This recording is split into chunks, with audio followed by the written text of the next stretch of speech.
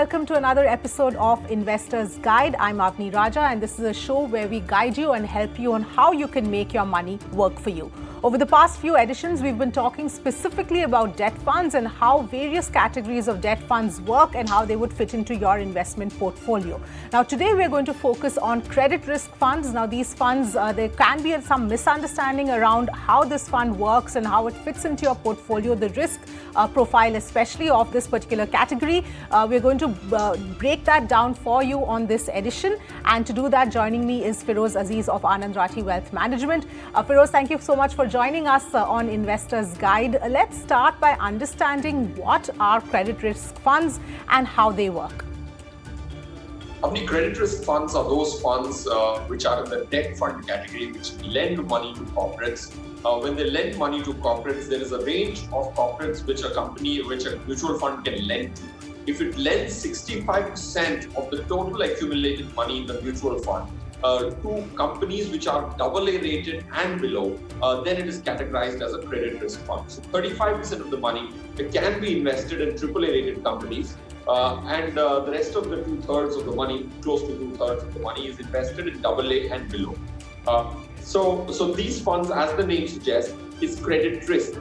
Credit risk, by which you mean you're lending to marginally weaker companies than the strongest ones. So you are bound to be getting that 2-3% extra return over and above a AAA rated company.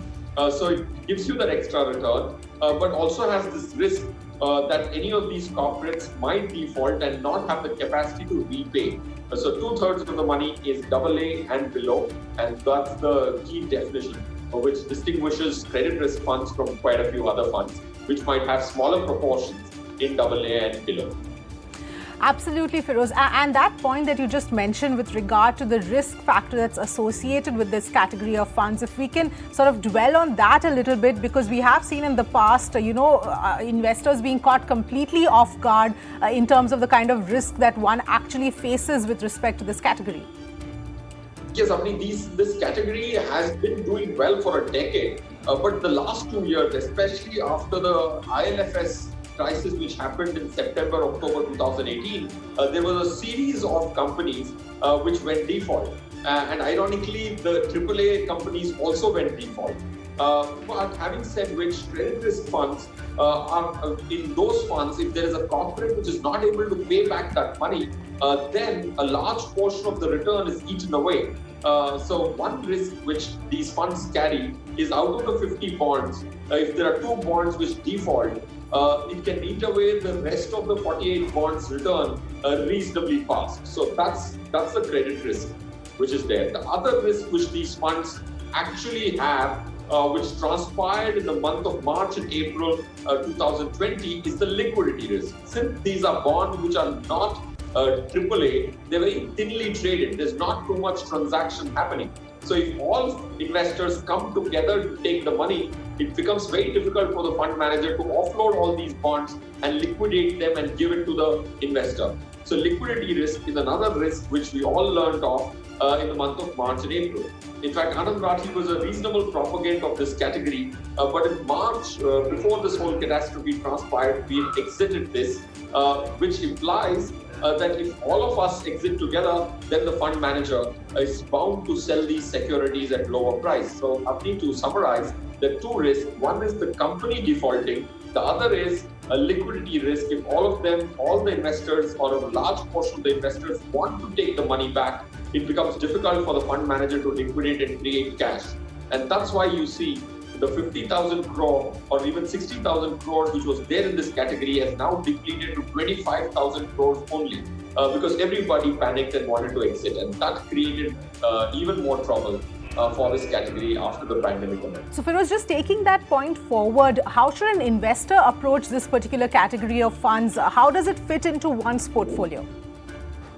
I think, Avni, in the contemporary situation, I would ideally recommend investors, and that's what we've been doing from March beginning, to stay away from this category. If you have invested in this category already, and if you have exit loads, then you might want to stay invested in the good funds, like the HDFC Credit Risk Fund and the Kotak Credit Risk Fund. So basically, Avni, what I'm trying to say is, in the current situation, and the kind of pandemic emerging and it transpiring over the next 1 year, there could be more defaults which could be there, small, tiny, big ones as well. So staying away from this category is a prudent thing to do, and not wanting to risk the 100 rupee capital for that 3% extra return is a wise thing to do.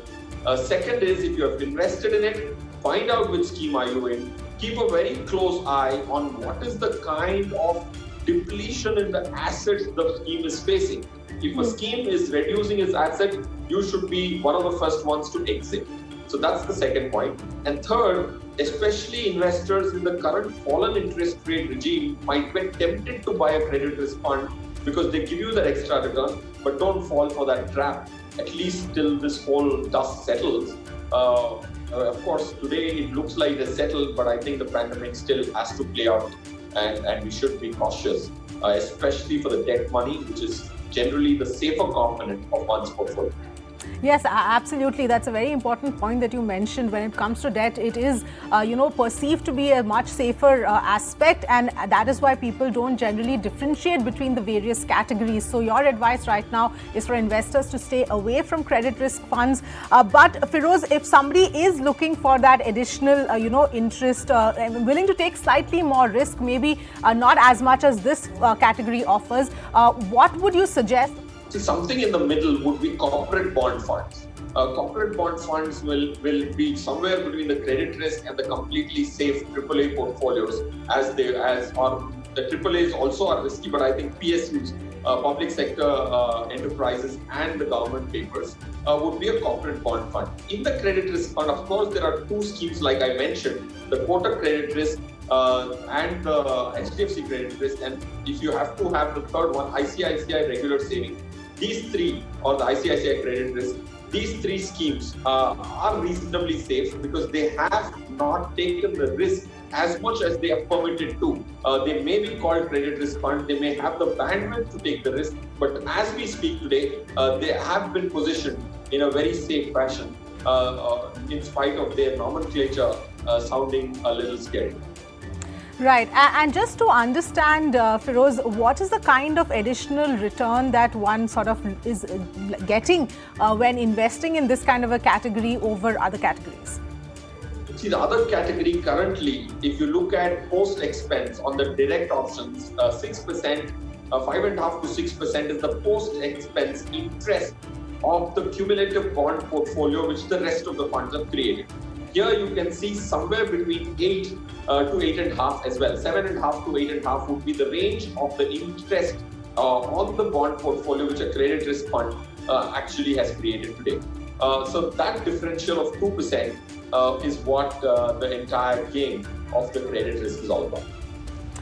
All right, Feroze, we'll leave it there. That's as far as credit risk funds are concerned. I hope our viewers have managed to understand the risks behind this. And like Feroze said, if you already are invested in this, keep a very close track of your credit risk funds.